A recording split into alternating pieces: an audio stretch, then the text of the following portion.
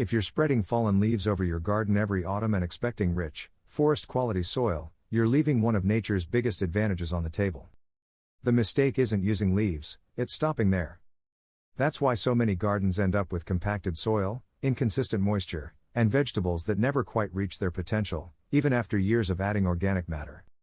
One thing that helped me understand what was really happening below the surface was using a reliable soil moisture meter instead of relying on how the top inch looked. More than once, I found beds that appeared dry but were still saturated around the root zone.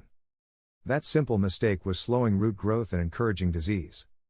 I use a soil moisture meter for plants, 12-zone wireless plant water meter, soil thermometer, and light sensor, 4-in-1 TDR tester, and I'll leave the exact one I use in the description if you want to check it out.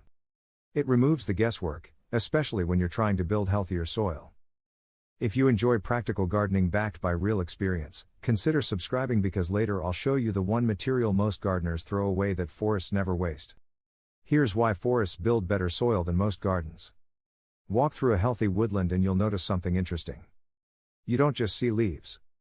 You see twigs, bark, decaying branches, roots, fungi, insects, and layers of organic matter in different stages of decomposition. That's the real recipe for forest humus. Many gardeners mulch with leaves every year and assume they're copying nature. They're actually copying only one part of the system. Leaves break down quickly and are fantastic for feeding fungi and improving moisture retention, but forests build long-lasting soil because they're constantly adding woody carbon. Small sticks, bark, and decaying roots decompose much more slowly, creating stable organic matter that supports microbial life for years instead of months. This one change transformed one of my raised beds.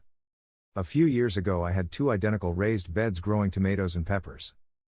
Both received compost and shredded leaves. On one bed, I also added a thin layer of chipped branches and shredded twigs, about 1 inch thick, under the leaf mulch. After 2 growing seasons, the difference was impossible to ignore. The bed with woody material stayed evenly moist between waterings, earthworms became noticeably more abundant, and the soil developed that dark, crumbly texture every gardener wants. The other bed improved too, but it needed watering more often and compacted much faster after heavy rains. The leaves fed the soil. The wood built it. The trick is balancing fast and slow organic matter. This is where many gardening guides oversimplify things. They tell you to keep adding compost or leaves without explaining that different materials decompose at completely different speeds. My favorite combination for vegetable beds is roughly 2 parts finished compost, 1 part leaf mold or shredded leaves, followed by 1 to 2 inches of coarse wood chips or shredded twigs on top. As fungi colonize the woody material, they slowly convert it into stable humus while protecting the soil underneath. It's a slower process than compost alone, but the results last much longer. Even containers and hydroponics can benefit from this thinking. Containers don't have room for large wood chips, but fine pine bark works extremely well because it provides structure while slowly breaking down. Combined with compost and leaf mold, it creates a potting mix that stays airy instead of collapsing halfway through the season.